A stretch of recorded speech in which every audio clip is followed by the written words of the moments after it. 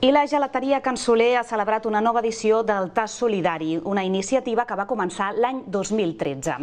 En aquesta edició, els gelats escollits han estat els de Tutti Frutti, Flor de Litxi i d'Ubalona.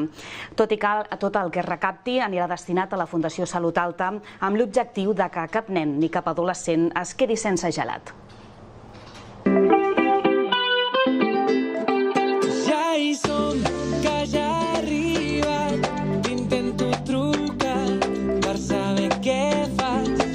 Un any més he estat esperant. En l'edició d'enguany hi ha hagut una gran expectació per veure quins eren els sabors escollits. Però com s'ha fet aquesta tria? La meva neboda ha escollit un Tutti Frutti, que l'ha versionat. És més que res perquè és un sabor, i són sabors que s'estan perdent, que és un Tutti Frutti 2.0, crec, actualitzat i que s'ha de provar. El segon que presentem és un gelat de litxi amb llima i aigua de rosa. Un altre sabor que crec que era interessant aquest any, que és el xocolate Dubai.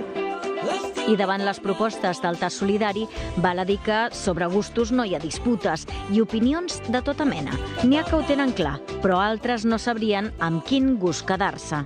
El de fruita, el primer que he tastat.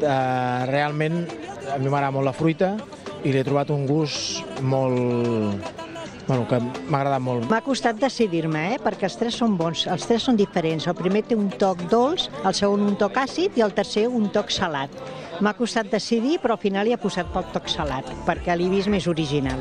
Des de la Fundació s'ha mostrat agraïts per la iniciativa que permetrà que els infants de l'entitat puguin gaudir de gelat durant l'estiu. L'objectiu també és crear vincles entre els establiments del centre i l'entitat, que té la seva seu a la Salut Alta. Fer sinergies amb altres entitats o comerços de la ciutat sempre és positiu, tant per apropar les coses que es fan aquí al centre al barri on treballem i per apropar les activitats i les coses que fem al barri on treballem aquí als veïns i veïnes del centre.